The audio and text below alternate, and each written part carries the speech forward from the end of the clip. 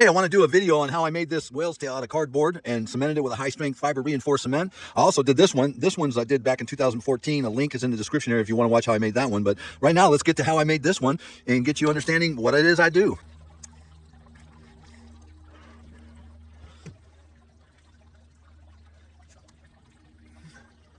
So I've got the piece, these two I already had, obviously, the fins, the two pieces in this. And I just created the interior frame for the body. And I'm about to take a chisel because some of these things, the tabs have to be bent one way or the other. So usually what I'll do is I'll put this on the table just like this. And if I want to, some of these go one way and some of them go up. So there's ones that right here that literally, I put the chisel down, I bend up. It's now going to bend in the direction that I want it to. It's as simple as that. So I'm going to go through and I'm going to bend all the ones that need to go up or this way or that way and bend them to where they've got their folds in it. Anytime I have a fold line, you got to fold it before you start putting it together. So I'll be doing that now. Okay, in this video, I'm screwing the base template to the X-brace template, which makes and forms the body.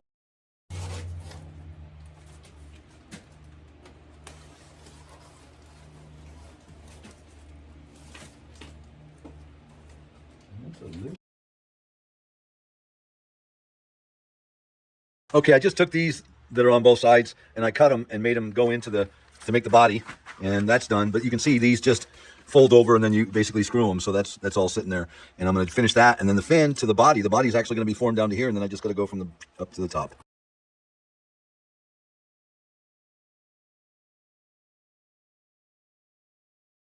So that's got the one half of the body totally done, and it's a lot more stable now. It'll be just right for applying the fiber reinforced cement. I'm going to do a very thin shell, except for the bottom, but that's where 6 screws get mounted through the statue into the deck, concrete, or whatever you're going to do. So I'm going to make it a little thicker here. Everywhere else is going to be 3/8 of my really strong fiber reinforced cement. So stick with me. Do the other side because you don't need to see that. It's as exact as this side, and then I'll go ahead and start the muddy. Okay, so I got the cardboard all installed. I taped everywhere just to minimize the overlaps, the areas where mud could get in between the cardboard. And this is better than actually sealing it with an acrylic because it doesn't let water in. It's taped. So anyway, I'm going to start mudding it from the base and go on up.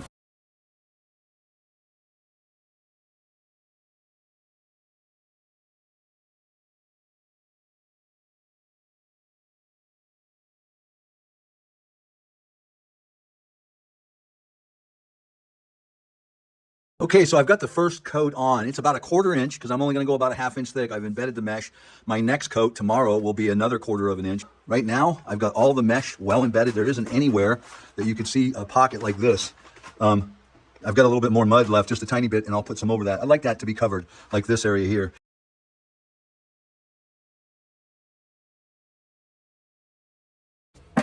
Okay, that's got the second mudding on the body, and I actually did come up a little on the fins here, just in the center here. Oops, sorry, going that way. Just put a little mesh on that, just to give this a little more stability as I'm mudding it when I lay it down. Anyway, stick with me. I'll be back.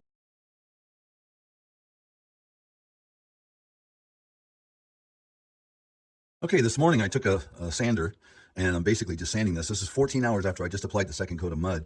And you can see right in here where this is still pretty rough, even though I troweled it out as smooth as I could. The other thing I'm getting ready to do is to apply the mesh to this layer, which I haven't done. I did the other side with the mesh, but I need to second coat that and first coat this and second coat it. I can do it all in one time. The other thing I'm going to be doing is reinforcing the edges of the fin, both top and bottom. Just wanted to let you guys know that I offer training, even not you coming here, me walking you through step by step on what to use, how to do it, and tech supporting you as you do it. So give me a call if you're interested. 888-684-0086.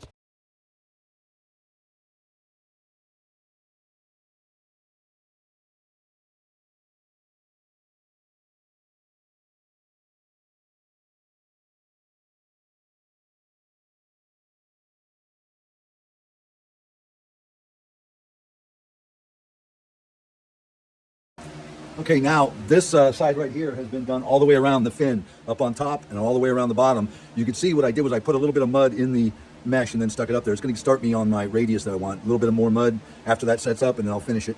And then at that time, I'll give the whole thing a nice toweling over and make sure it's all smooth, and it'll be at the right. Now the fin's probably going to have a little more thickness because of the process I use, but nobody's sitting on it, but it's no big deal. Anyway, stick with me.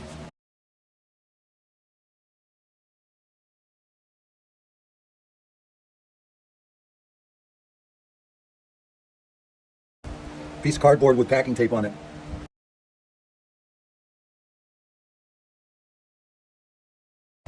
Well, that's got both sides now, and I did a little repair on the front. It should be rubbed down some more just to get that profile a little better, but it's a little wet yet. So I'm gonna hold off until about an hour or so. Okay, I'm getting ready to take the finish off of this with a polishing grinder so that I can stain the new whale's tail with the whale's tail bench, and they'll sit next to each other in harmony. So watch me.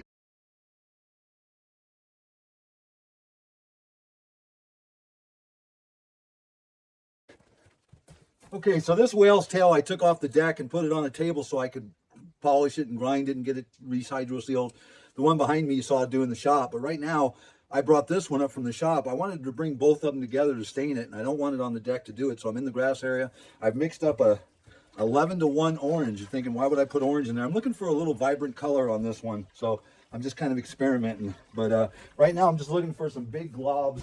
I've got the spray gun over there, but the old school saw me doing the whisk brush to where you would flick, and then the dash brush to where you would flick. That's how I used to paint everything right here. Of course, I was doing a granite, and this is going to have somewhat of a speckly look, but I'm going to take a little of this, mix it up, and just sit here and just kind of splatter on it. A little here, a little there. See that? Nothing major. Just trying to get a couple of colors. Now, I'm going to put subsequent colors over the top of this, so a lot of this isn't even going to be visible, but yet it will be.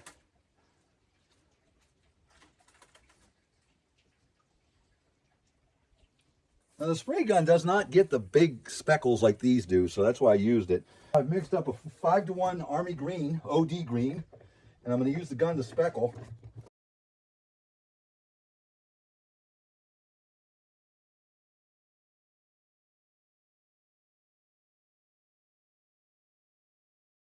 Okay, now I've got the blue, which is mixed 10 parts of water to 1 part of the paint, and I'm spraying it on with speckle.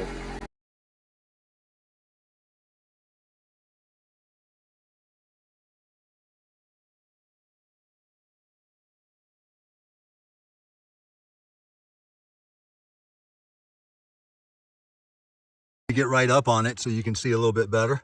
But you got your Army Green still showing through, your orange is still showing through, and I've made it to where the blue is not individual speckles as you would think, you know, like because I did speckle it, but I inundated the surface. Now over there, it can see some speckles, but I'm gonna put a gray on now that's gonna be mixed like 6-to-1. It should hit the surface, be something you can hear and see, but not be screaming at you, here I am. So it's gonna be a little more subdued. Okay, now we got a gray that's 6-to-1.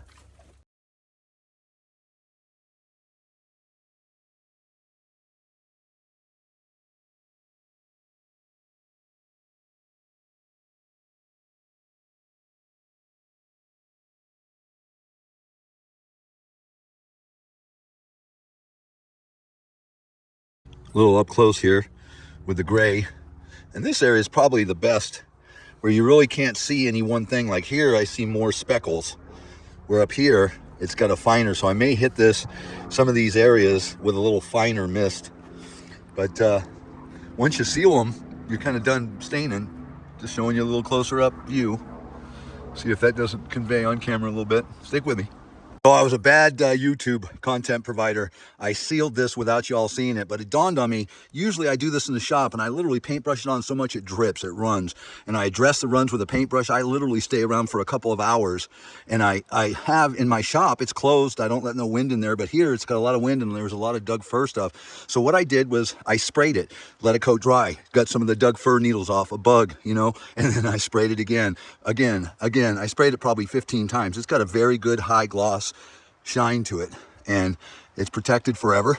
Well, for 5 years anyway. You can see right there the sheen on it. You got to get just to a right angle where you can get the light. But these are now dry. Actually, I can handle them. I'm gonna let them sit till tomorrow, and then they're gonna get mounted up here on the deck, right where those buckets are. So I'm really looking forward to having this project done. 2 cardboard rock whale's tails, 1 a bench, 1 vertical. Stick with me, guys. Hey, I want to do a video on how I made this whale's tail out of cardboard and cemented it with a high-strength fiber reinforced cement. I also did this one. This one's I did back in 2014. A link is in the description area if you want to watch how I made that one. But